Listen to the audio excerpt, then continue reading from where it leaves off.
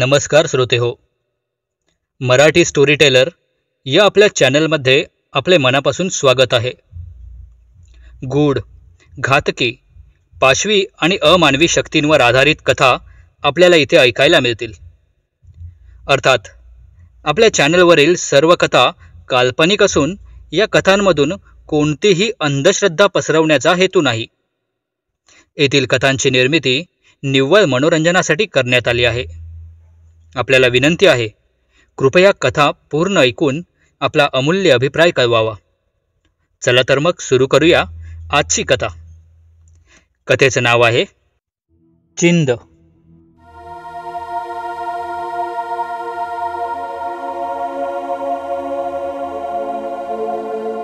मागे मी तुम्हाला माझ्या जनार्दन नावाच्या मित्राची गोष्ट सांगितली होती.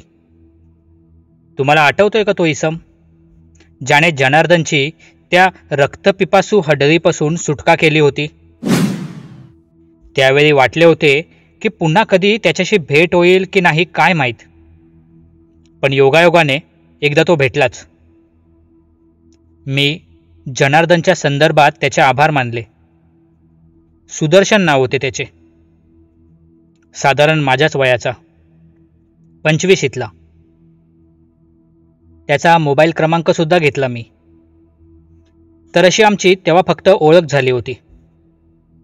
पण त्या भेटीत मला माहीत नव्हते की या ओळखीचे रूपांतर पुढे घट्ट अशा मैत्रीमध्ये होईल.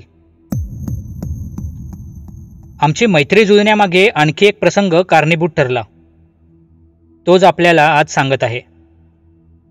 माझी साताऱ्यामधल्या एका खेडेगावात बदली झाली होती तेव्हाची ही गोष्ट. सुरुवातीला नोकरी करत मी शिक्षण पूर्ण केले आणि माझ्याच गावातील प्राथमिक शाळेत शिक्षक म्हणून काम पाहू लागलो. उन्हाळ्यात बदलीचा आदेश आला तेव्हा शाळेतली कामं उरकली होती. पुढच्या शैक्षणिक वर्षासाठी मला साताऱ्यामधल्या एका छोट्याशा खेडेगावातल्या शाळेत सेवा द्यायची होती. राहण्यासाठी निवासस्थानाची सोय होतीच. सामान सुमान घेऊन मी माझ्या नव्या निवासस्थानी येऊन पोहोचलो तेव्हा माझ्या नव्या शेजाऱ्यांनी माझी किती आपुलकीने विचारपूस केली. शेजारचे मधुकरराव बोलक्या स्वभावाचे असल्याने त्यांनी माझ्याबद्दल बरीच माहिती काढून घेतली.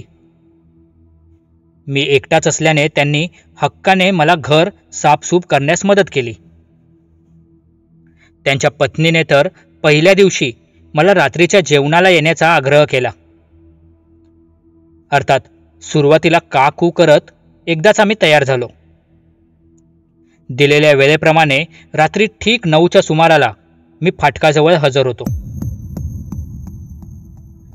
माझ्या निवासस्थानाच्या बाजूलाच मधुकररावांचं प्रशस्त असं घर आहे.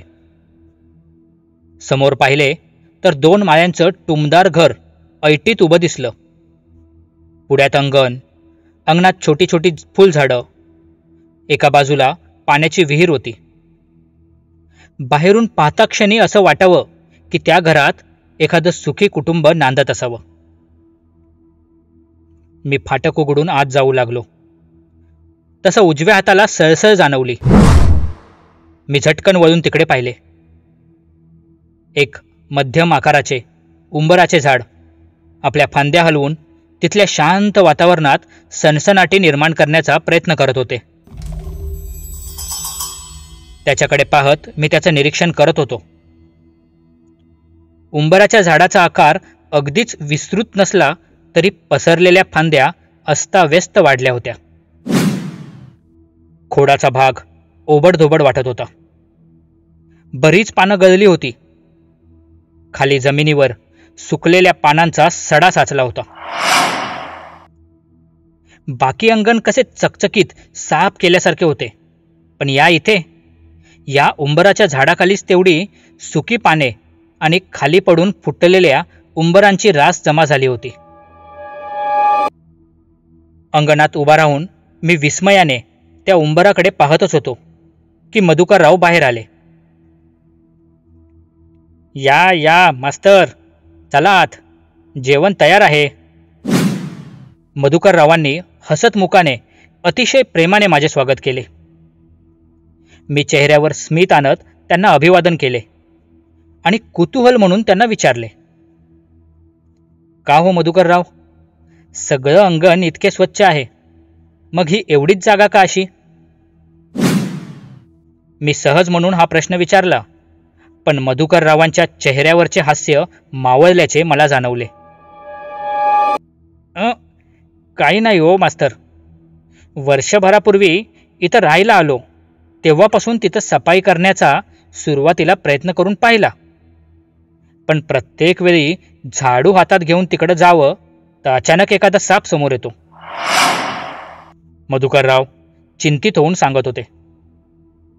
अरे बापरे, मी नवल व्यक्त करत मधूनच त्यांना प्रतिक्रिया दिली. हो मग, पहिल्यांदा तर घाबरलो आम्ही. सापाला शोधण्याचा खूप प्रयत्न केला, पण सापडलाच नाही कधी. हां, पण बाकी घराच्या आसपास कधी दिसला नाही, त्यामुळे नंतर तसा काही धोका नाही जाणवला. म्हणून तिकडं आम्ही साफसफाई करण्याचं टाळतो, मधुकरराव सांगत होते. अच्छा, असं आहे तर. बरं, मग या उंबराच्या झाडाची तरी अधूनमधून छटाई करायची की, म्हणजे जरा कमी कचरा होईल. मी बारीक नजरेने त्या अस्ताव्यस्त वाढलेल्या झाडाकडे पाहत म्हटले. नाही हो मास्तर, ते देखील करून पाहिलं, पण फांद्या छाटायला ह्या झाडावर चढलेला माणूस खाली पडून वारला. तुम्हाला सांगतो, चांगला चपळ गडी होता हो, आपल्या कामात तरबेज एकदम. कितीतरी मोठी झाडं त्यानं छाटली असतील, पण या उंबराच्या झाडावर चढल्यावर त्याचं चित्त हरवल्यासारखं करायला लागला. मी खालीच उभा होतो. त्याला अचानक काय झालं काय माहीत, पण तोल जाऊन खाली पडला हो तो, पुन्हा उठलाच नाही. अतिशय खेदपूर्ण स्वरात मधुकररावांनी खंत व्यक्त केली. मी ही हकीकत ऐकून जरा संभ्रमातच पडलो होतो. अरे रे, खूप वाईट झाले. मी देखील मान हलवत सहानुभूती दर्शवली. म्हणून मग ही एवढी झाडाजवळची जागा अपशकुनी आहे असं मानून आम्ही तिकडे लक्ष दिले नाही. तिथपासून आम्ही ही उंबराजवळची जागा आमची नाहीच असंच समजून चाललो आहे. मधुकररावांनी पुढे पुष्टी जोडली. विलक्षण प्रकार आहे हा तर. मी खांदे उडवत शेवटची प्रतिक्रिया दिली. तसे मधुकररावांनी विषयाला बगल देत मला आत चालण्याचा आग्रह केला. घरात आतमध्ये प्रवेश करताच मला मधुकररावांच्या आर्थिक सुबत्तेची एकूण कल्पना आली. मधुकरराव उच्च मध्यमवर्गीय गटात मोडत होते. पाहुण्यांसाठी सोफे, भिंतींवरच्या पेंटिंग्स, सागवानी लाकडाचे भले मोठे कपाट, पायाखालच्या महागड्या फरशा, ही सगळी श्रीमंतीचीच लक्षणे होती. थोडा वेळ इतर गप्पा करत आम्ही वेळ घालवला. ताटं लावली गेली तसा आम्ही हात धुवून जेवणाला बसावयास गेलो. मधुकररावांनी हाक दिली आणि त्यांची चिल्लीपिल्ली वरच्या खोलीतून खाली आली. मगाशी गप्पांमध्ये सांगितल्याप्रमाणे मधुकररावांची 3 मुले, मंदा आणि नंदा अशा 2 मुली, आणि त्यानंतरचा सर्वात लहान 5 वर्षाचा सुदाम. खूप गोड, गोरापान, गुबगुबीत आणि चटपटीत बडबड्या सुदाम.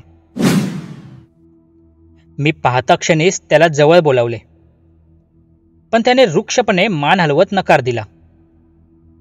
लहान मुले सहजासहजी कुठे अनोळखी माणसांकडे जातात तेव्हा. मी हसून दुरूनच सुदामला चुचकारू लागलो, आणि तो भिरभिरत्या नजरेने मला आपादमस्तक न्याहाळत होता. मधुकररावांच्या पत्नी सुमित्रा देवी लगबगीने बाहेरच्या खोलीत आल्या आणि आम्हाला जेवण वाढले. मी, मधुकरराव आणि त्यांची 3 मुले असे जेवायला बसलो होतो. सुमित्रा देवी कुणाला काय हवे नको ते पाहत सुदामच्या बाजूलाच बसल्या होत्या. जेवण शाकाहारी आणि सुग्रास होते. मी सवयीप्रमाणे खाली मान घालून शांतपणे जेवत होतो. सहसा जेवताना मी फारसं कुठे लक्ष देत नाही, पण मला त्या प्रसंगात काहीतरी वेगळेपणा जाणवत होता.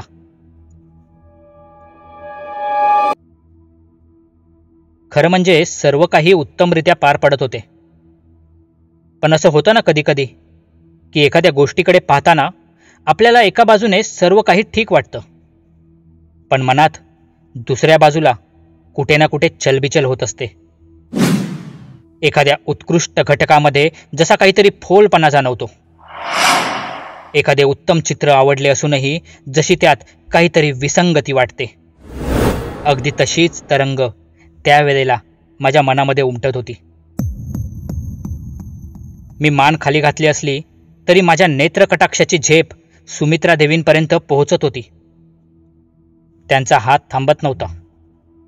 सारखं ताटातलं काही ना काही संपत होतं. कधी वरण, कधी चपाती, कधी पापड. सुमित्रा देवींचा हात अविरतपणे आपलं काम करत होता. मी दृष्टीपुढे तो नजारा स्पष्टपणे आणण्यासाठी सरळ तिकडे मान फिरवली आणि पाहतो तर 5 वर्षाचा सुदाम एखाद्या पैलवानाचा खुराक खाल्ल्यागत जेवण फस्त करत होता. शांत धीरगंभीर मुद्रा घेऊन तो जेवण करण्यात मग्न झाला होता. असं बोलू नये, पण खरंच एक क्षण मला वाटले की सुदामला भस्म्या वगैरे झालाय की काय. मधुकररावांचे माझ्याकडे लक्ष जाताच त्यांनी घशात खाकरण्याचा अभिनय केला. आमची सर्वांची नजर त्यांच्यावर गेली. त्यांनी सुमित्रा देवींना केलेला इशारा मी ओळखला. सुमित्रा देवी लगबगीने सुदामला घेऊन आत जाण्यासाठी उठल्या, पण तोपर्यंत सुदामचे जेवण आटोपले होते. फुगलेल्या गरगरीत पोटावरून हात फिरवत तो उठला आणि वरच्या खोलीच्या दिशेने निघून गेला. तितका वेळ मी फक्त आ वासून पाहतच राहिलो. 5 वर्षाच्या मुलाकडून असे काही अपेक्षित नव्हतेच. आमच्या सुदामचा खुराक जरा जास्त आहे, त्याला चांगला पैलवान बनवणार आहे मी. मधुकररावांच्या चेहऱ्यावर एकाच वेळी ओशाळल्याचे आणि गर्वाचे भाव उतरले. मी काहीच म्हणालो नाही, फक्त मान डोलावली. मोठी विचित्र गोष्ट होती. बाहेरचे उंबराचे झाड, क्वचित दिसणारा साप आणि आता हा सुदाम. वरवर ठीक वाटत असणाऱ्या या घरात मला काहीतरी अनैसर्गिक जाणवत होते. प्रश्न बरेच पडले होते, पण पहिल्याच भेटीत फारसं खाजगी जाता येत नव्हतं मला. जेवण झाल्यावर आम्ही थोडा वेळ गप्पा मारत बसलो. यावेळी माझी वेळ होती. गप्पांच्या ओघात मी मधुकररावांकडून आवश्यक ती सर्व माहिती काढून घेतली. 1 वर्ष झाले होते त्यांना या घरात येऊन. इथे आल्यापासून सुरुवातीचे उंबराच्या झाडाजवळील साप, छटाई करणाऱ्या माणसाचा मृत्यू इत्यादी अपवाद वगळता विशेष असे काहीच नव्हते.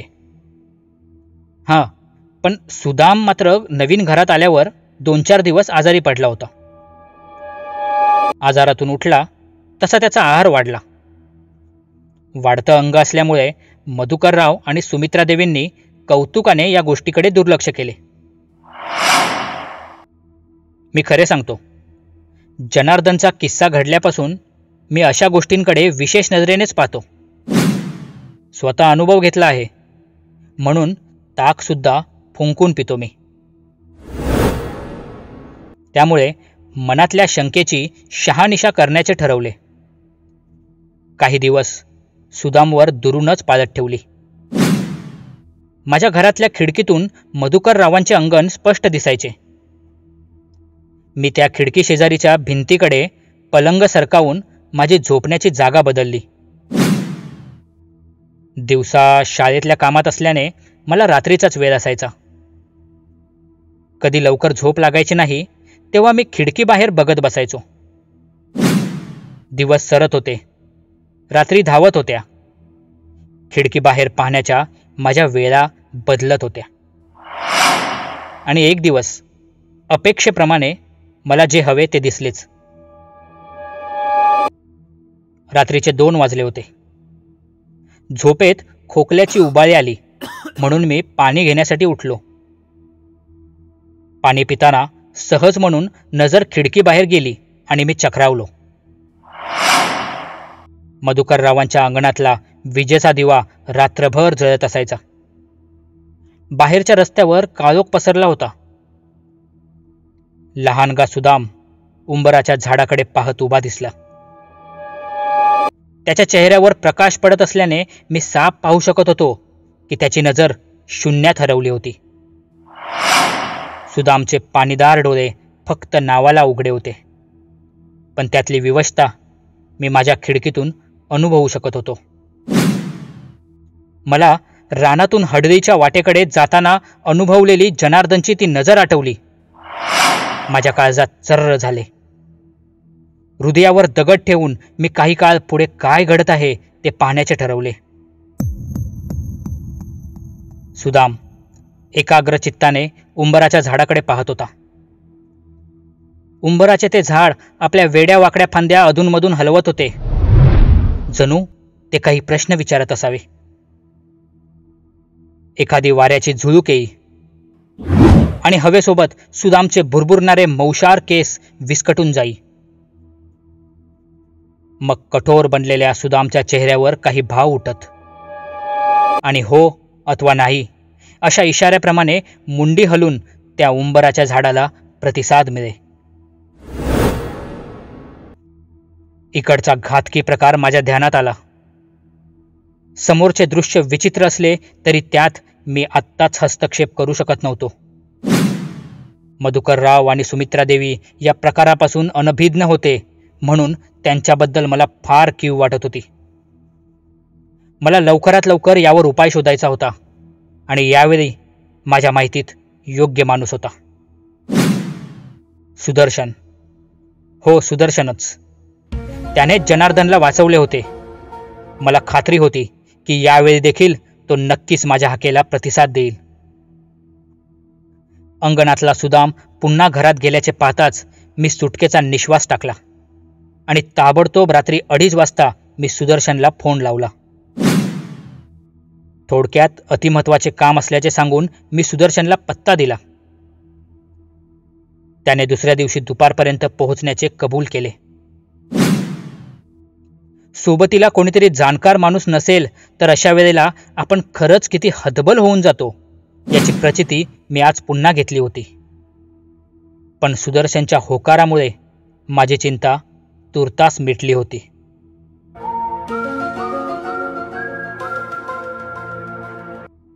ठरल्याप्रमाणे दुसऱ्या दिवशी दुपारी सुदर्शन माझ्या घरी हजर झाला. काल रात्री मी त्याला फक्त वरवर सुदामचे वर्णन केले होते. उंबराच्या झाडाबद्दल मी फारसे काही सांगितले नाही. मधुकररावांना पूर्वी आलेले अनुभव, साप, छटाई करणाऱ्या माणसाचा मृत्यू आणि सुदामचा खुराक, बस इतकेच मी त्याला सांगितले.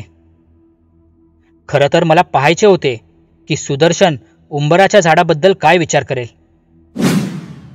त्याचं मन मला पूर्वग्रह दूषित करायचे नव्हते. सुदर्शनने एक वार खिडकीतून बाहेर नजर टाकली.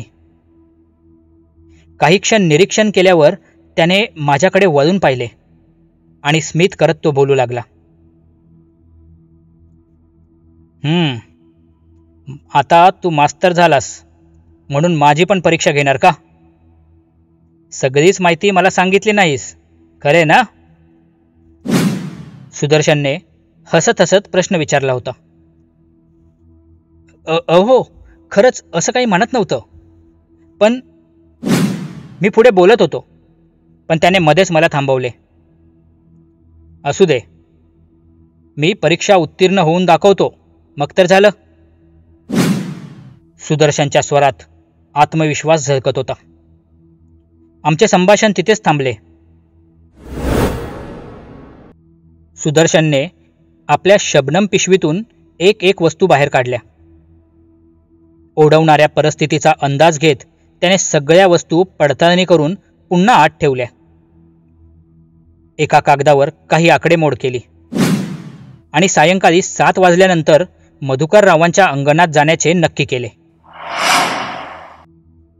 मास्तर, मला थरार निर्माण करणाऱ्या, उत्सुकता ताणून ठेवणाऱ्या गोष्टी आवडत नाहीत. असल्या प्रकारात एखाद्याच्या जीवावर देखील बेतू शकतं. त्यामुळे एक घाव दोन तुकडे करणे कधीही चांगले.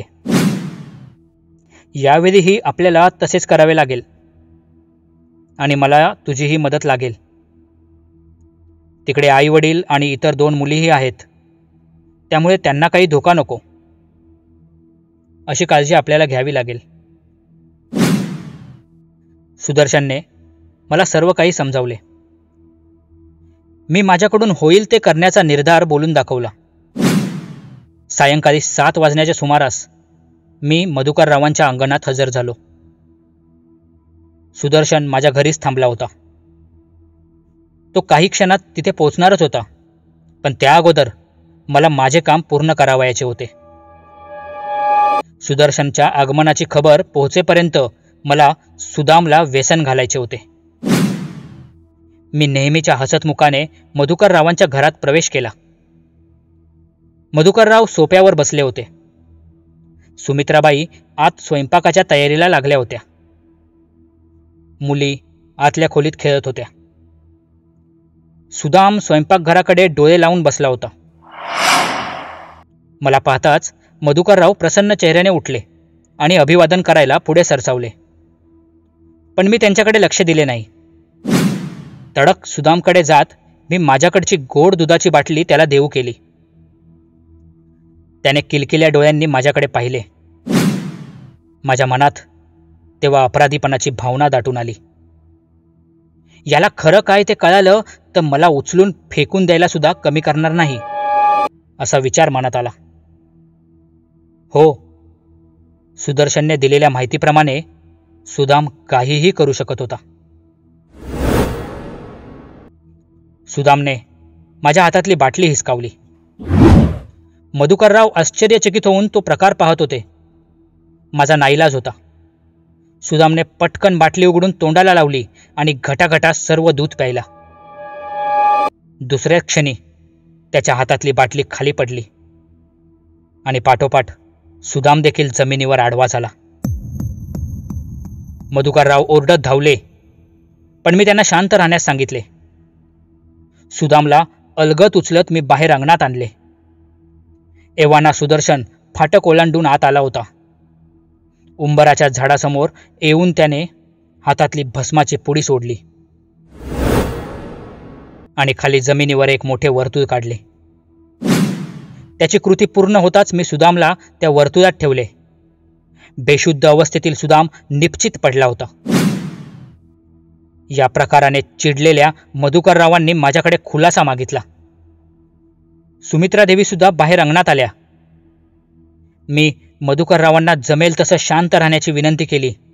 सगळं आटोपल्यावर तुम्हाला कळेलच असे देखील सांगितले.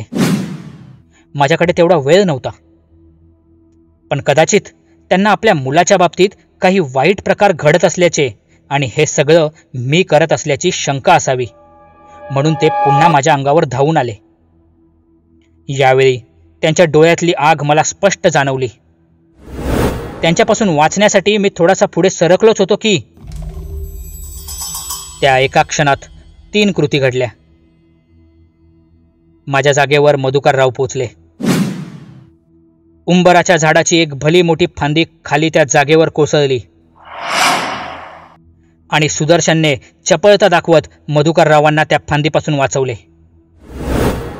मला हायसे वाटले. तुमचा मुलगा फक्त बेशुद्ध आहे आणि तो जिवंत राहावा असे वाटत असेल तर आम्हाला आमचे काम करू द्या. सुदर्शनने एवढेच सांगितले आणि मधुकरराव शांत झाले. जणू सुदर्शनच्या आवाजात काही जादू होती की त्याने कसलीशी मोहिनी घातली कुणास ठाऊक. पण पुन्हा मधुकररावांच्या तोंडून चकार शब्द निघाला नाही. सुदर्शनने एक जळजळीत कटाक्ष उंबराच्या झाडाकडे टाकला. शबनम पिशवीतून त्याने एक छोटीशी कुपी बाहेर काढली आणि मंत्र पुटपुटत त्यातले द्रव उंबराच्या झाडावर शिंपडले. तितक्यात त्या झाडाच्या फांद्या सळसळू लागल्या. जणू जळजळ उत्पन्न करणारे एखादे रासायनिक आम्ल अंगावर पडले म्हणून वेदनेची प्रतिक्रिया आली. लहान मुलाच्या आडून स्वतःचं अस्तित्व टिकवून ठेवण्याचा काय लाभ? चालता हो इथून. सुदर्शनचा कठोर आवाज अंगणात घुमला. जणू तिथं काय आहे याची खबर सुदर्शनला लागली होती. मला त्याचे अप्रूप वाटले. सुदर्शनच्या प्रश्नावर काय प्रत्युत्तर येतंय हे जाणण्यास मी उत्सुक होतो. पापण्या न लावता मी उंबराच्या झाडाकडे नजर रोखून उभा होतो. पण आवाज मागून आला.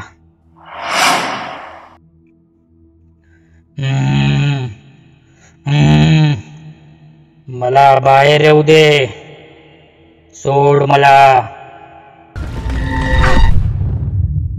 सुदर्शनने आखलेल्या वर्तुळात अडकलेला सुदाम भेसूर आवाजात बोलत होता.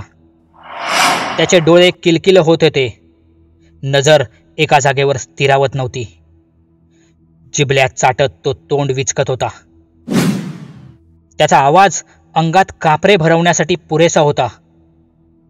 मधुकरराव तर डोळे फाडून ते दृश्य पाहत होते. क्षणात पालटलेली आपल्या मुलाची अवस्था पाहून सुमित्रा देवींच्या डोळ्यात आसवे जमा झाली होती. कोण आहेस तू आणि का आलायस इथं? या लहान बालकाच्या मागे का पडला आहेस? तुझं इथं काही काम नाही. ताबडतोब निघून जा इथून. सुदर्शनने त्याच्याकडे पाहून सज्जड दम दिला. मला हाकलणारा तू कोण रे? हे घर माझं आहे. हे अंगण माझं आहे. मी कशाला जाऊ इथून? या मुलानेच सर्वप्रथम माझ्या अंगणात पाय ठेवला. आता हा मुलगा मोठा झाला की माझा हस्तक बनेल.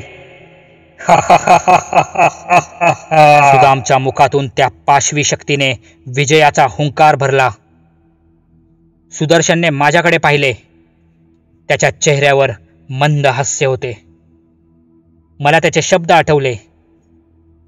सुदर्शनला थरार निर्माण करणाऱ्या, उत्सुकता ताणून ठेवणाऱ्या गोष्टी आवडत नाहीत. तसल्या प्रकारात एखाद्याच्या जीवावर देखील बेतू शकतं. त्यामुळे एक घाव दोन तुकडे करणे कधीही चांगले. सुदर्शनचा इशारा ओळखून मी वर्तुळाच्या बाजूला जाऊन उभा राहिलो. जोपर्यंत ते वर्तुळ शाबूत होतं तिथे मला काहीच धोका नव्हता. तू सध्या शक्तिहीन आहेस हे आपण दोघे जाणतो.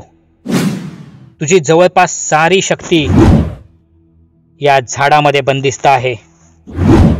तुझा फक्त काही अंश या लहान बालकात आहे. तो मोठा होईपर्यंत तू तुझं अस्तित्व त्याच्या शरीरात वाढवू शकत नाहीस. म्हणूनच सुदामच्या शरीरातला तुझा अंश त्याला भरपूर खाण्यासाठी भाग पाडतो. कारण त्याचं शरीर मोठं होणं तुझ्यासाठी आवश्यक आहे. तू आताच इतका उन्माद करतो आहेस तर सुदाम मोठा झाल्यावर काय करशील? असो, तू सुरुवातीलाच ऐकले असतेस तर मी तुला सोडून दिले असते. आता वेळ निघून गेली आहे. सुदर्शनने शेवटचे वाक्य संपवले आणि पिशवीतून मगाच्या चमत्कारी द्रव्याची मोठी बाटली काढली. धीरगंभीर मुद्रेने मंत्र पुटपुटत सुदर्शन उंबराच्या झाडाकडे सरसावला. आसमंतात अंधार दाटून आला होता. जवळ येणाऱ्या सुदर्शनसाठी उंबराच्या झाडाने घात घातला. फांद्यांची पानं सळसळली. वाऱ्याचा एक मोठा झोत आला आणि क्षणात ते झाड थोडे मागे जाऊन त्वेषाने सुदर्शनवर झेपावले. उंबराच्या झाडाच्या फांद्यांनी सुदर्शनला कवटाळून कडकडीत मिठीत दाबण्याचा प्रयत्न केला. पण तीव्र झटका बसून त्यातल्या काही फांद्या अक्षरशः हवेत उडाल्या. सुरुवातीला मोठमोठ्या वल्गना करणाऱ्या त्या उंबराच्या झाडाने माघार घेतली. सुदर्शनच्या गळ्यातील सिद्ध तावीज चमकून उठले. सुदर्शनचा चेहरा कठोर बनला होता.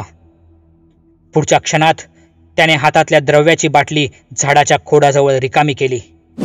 तेव्हा सुद्धा त्याचे मंत्रोच्चार सुरूच होते. बाटलीतल्या द्रव्याचा स्पर्श होताच उंबराच्या झाडातून चित्कारण्याचे आवाज येऊ लागले. कानठिळ्या बसवणाऱ्या त्या आवाजाने वातावरणात प्रचंड तणाव निर्माण केला. दुसऱ्या क्षणाला त्या झाडाने पेट घेतला आणि बघता बघता त्याच्या अवशेषांची राख गळून खाली पडू लागली. किंकाळ्या वाढतच गेल्या. पेटणाऱ्या त्या उंबराच्या झाडातून धुराचे काळे लोट वर पसरू लागले होते. त्यातूनच धुसर होत जाणारी सफेद आकृती स्पष्ट दिसत होती. त्याचवेळी मागे वर्तुळात असलेला सुदाम हवेत फेकला गेला. त्याच्या शरीरातला त्या पाशवी शक्तीचा अंश बाहेर पडत वर जाणाऱ्या आकृतीमध्ये मिसळला. मी गाफील नव्हतोच. या क्षणासाठीच तर मगाशी मी वर्तुळाजवळ आलो होतो. हवेत उडालेल्या सुदामला मी अलगद झेलले. वातावरण निवळले तसे मी सुदर्शनचे आभार मानले. एव्हाना त्या कुटुंबाला सर्व प्रकार लक्षात आला होता. सुदाम बराच थकला असल्याने सुमित्रा देवी त्याला घेऊन आत निघून गेल्या. मधुकरराव अपराधीपणाच्या भावनेने हात जोडून आमच्याकडे पाहत होते. त्यांनी आभाराचा कार्यक्रम आटोपून आम्हा दोघांना रात्री जेवणासाठी आग्रह केला. जेवण उरकून आम्ही रात्री अंगणात निवांत बसलो होतो. तितक्यात मधुकररावांच्या वकिलांचा फोन आला. जेवणा अगोदर सुदर्शनच्या सांगण्यानुसार मधुकररावांनी घराच्या भूतकाळाविषयी त्यांच्या वकिलाकडे विचारणा केली होती. त्यासंबंधीची माहिती कळवण्यासाठीच फोन आला होता. मूळ मालकाने मोठ्या हौसेने हे घर बांधले होते, पण त्यात राहण्याचा आनंद मात्र तो उपभोगू शकला नाही. घराचे बांधकाम पूर्ण झाले आणि काही दिवसातच त्यांचा व्यवसाय बुडाला. क्षणात सगळं काही गमावलं. नवं घर गहाण ठेवावं लागलं. पुढे जप्ती आली आणि घरही हातातून सुटलं. बँकेने घर जप्त केलं. त्याच दिवशी मूळ मालकाने अंगणातल्या उंबराच्या झाडाला लटकून जीव दिला. पण त्यानंतर इथे कुठली अनुचित घटना घडल्याची नोंद नव्हती. जेव्हा मधुकरराव हे घर पाहण्यास आले तेव्हा छोटा सुदाम बालसुलभ कुतूहलाने सर्वप्रथम फाटकातून आत आला आणि आत दबा धरून बसलेल्या त्या मूळ मालकाच्या आत्म्याने त्याला पछाडण्याचा प्रयत्न केला. सुदर्शनने शेवटचं वाक्य म्हणत प्रसंग पूर्ण केला. मधुकररावांनी सुदर्शनचे पाय धरण्याचा प्रयत्न केला, पण सुदर्शनने त्यांना तसे करू दिले नाही. त्यांचा निरोप घेऊन आम्ही घरी जाण्यासाठी निघालो. आम्हाला थांबवत मधुकरराव आतमध्ये गेले. थोड्याच वेळात बाहेर येत त्यांनी बळजबरीने आमच्या हाती 2 पाकिटे ठेवली. याला नकार द्याल तर माझा अपमान समजेन मी, मधुकरराव आग्रह दर्शवित म्हणाले. ते पाकिट न उघडता आम्ही दोघे माझ्या घराकडे निघालो. काय मास्तर, परीक्षेत पास झालो का मी? सुदर्शनने खट्याळपणे विचारले. अगदी 100%. तुम्ही तर कमालच केलीत, मी आदरपूर्वक नम्रपणाने त्याला म्हणालो. तुम्ही नाही, तू. आपल्यात वयाचं फारसं अंतर नाही, मग बोलताना अंतर कशाला पाडायचं? सुदर्शनने मला स्पष्ट शब्दात सूचना केली. मी त्याला नकार तर देऊच शकत नव्हतो. भलेही माझ्या मनात त्याच्याबद्दल कितीही आदर निर्माण झाला असू दे, पण आता तो माझा मित्र बनला होता. तर अशी आमची मैत्री जुळली.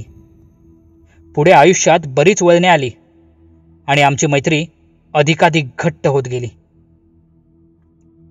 हे तर सुरुवातीचे किस्से होते.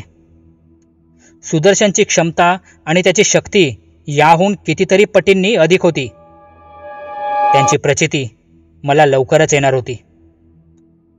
सुदर्शनचे किस्से एकाहून एक सरस आहेत. वेळ भेटत जाईल तसं मी तुम्हाला ऐकवत जाईनच. समाप्त.